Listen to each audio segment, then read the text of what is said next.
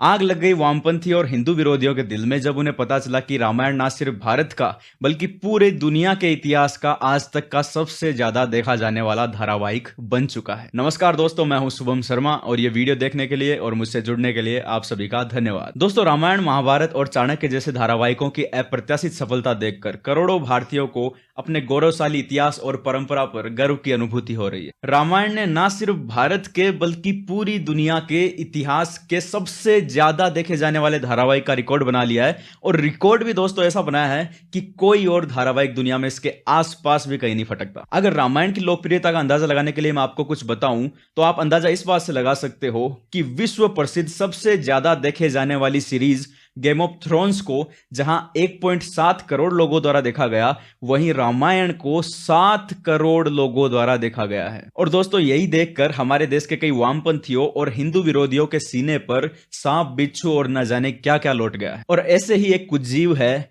Supreme court के वकील प्रशांत भूषण। इन्होंने आतंकवादी अजमल कसाब का केस लड़ा था और इन्होंने ही उसकी दया याचिका राष्ट्रपति के पास दाखिल की थी। दोस्तों, जब रामायण का प्रसारण डीडी नेशनल पे शुरू हो रहा था तो प्रशांत भूषण ने ट्वीट करके ये कहा था कि हमारे निर्दयी मंत्री रामायण और महाभारत का अफीम लोगों को खिलाकर खुश हैं। और इसी बात पर एक रिटायर्ड आर्मी ऑफिसर ने प्रशांत भूषण के खिलाफ एफआईआर दर्ज करा दी और गिरफ्तारी के डर से प्रशांत भूषण जी पहुंच गए सुप्रीम कोर्ट और सुप्रीम कोर्ट ने उनकी गिरफ्तारी पे रोक लगा दी। ये तो शुक्र मनाओ प्रशांत साहब कि आप भारत में हो, वरना अगर उस देश में होते जिस देश के आतंकवादी के लिए आपने केस लड़ा था और उस देश के भगवान के बारे में आप कुछ ऐसा कह देते तो आपकी गिरफ्तारी पर रोक का आदेश नहीं बल्कि लटकाने के आदेश पारित हो गए होते। लेकिन दोस्तों, सबसे बड़ा सवाल तो यह है कि पूरे भारत के हिंदुओं के सबसे पवित्र ग्रंथ की तुलना अफीम से करने वाले की गिरफ्तारी पर अदालत रोक कैसे लगा सकती है? लेकिन इसका उत्तर भी फिर हमें मिल ही गया। एक है रिटायर्ड सुप्रीम कोर्ट जज श्री मार्कंडेय काटजू जी। ये 5 साल से भी ज्यादा समय तक सुप्रीम कोर्ट के जज रह चुके हैं और प्रेस काउंसिल ऑफ इंडिया के चेयरमैन रह चुके हैं।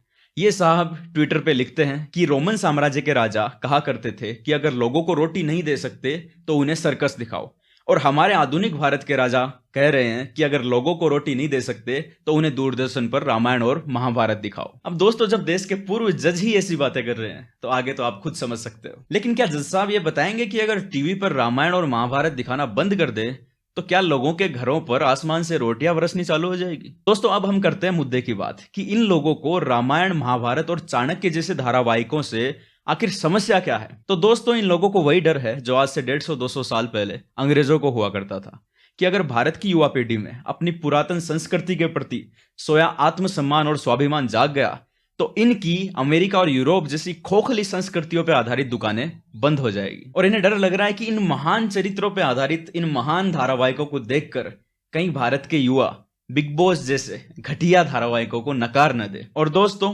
इससे उन लोगों को भी डर लग रहा है जो नई रामायण महाभारत बनाने के लग रहे थे, जैसे राम सिया के लव कुश या सिया के राम, जिन लोगों ने पैसे कमाने के लिए इन रामायण महाभारत जैसे पवित्र ग्रंथों को सास बहू के सीरियल में रूपांतरित कर दिया था और मनगढ़ंत रूप से जो भी इनके मन में आ रही थी वो दिखाए जा रहे थे। लेकिन अब उनको यह डर सता रहा है कि अब वो मनगढ़ंत रूप से कुछ दिखा नहीं पाएंगे, क्योंकि रामानंद सागर ने जो रामायण बनाई थी वो पूर्ण रूप से रामायण ग्रंथ पे आधारित थी। तो अब लोगों को हकीकत में उनका इतिहास क्या है इसका पता चल जाएगा। तो जो ये साजिश देश में की जा रही थी कि एक तरफ तो रामायण महाभारत का विरोध किया जा रहा था और दूसरी तरफ मनगढ़ंत कहानियां जोड़ के रामायण महाभारत जैसे नए सीरियल बनाए जा रहे थे और इतिहास के साथ छेड़छाड़ की जा रही थी, अब उन सब की दुकानें बंद होने वाली है। पर दोस्तों, खोखली पश्चिमी संस्कृति पर आधारित विचारों वाले वामपंथी ये नहीं समझेंगे कि जहां एक और अमेरिका जैसे देशों में लॉकडाउन की घोषणा के बाद लाइनें लग गई थी बंदूकें खरीदने के लिए, क्योंकि लोगों को यह डर सता रहा था कि अगर खाने पीने के सामान की कमी हो गई तो उन्हें अपनी सुरक्षा के लिए बंदूकों की आवश्यकता पड़ेगी। वहीं दूसरी ओर भारत में लॉकडाउन की घोषणा के बाद लोगों में होड़ लग गई हर गांव, शहर, मंदिर, गुरुद्वारे में गरीब और बेघर लोगों को रोटी खिलाने की, और आज भी लोग ये काम कर रहे हैं। ये हमारा हिंदुस्तान है, ये हमारी संस्कृति है और इसी संस्कृति को आगे बढ़ा रही है और इसी संस्कृति का स्वाभिमान जगा रहे हैं ये महान धारावाहिक जो कि है रामायण, महाभारत और चाणक्य। और इसी से वामपंथियों और हिंदू विरोधियों के दिल में कांटे चुभ रहे हैं।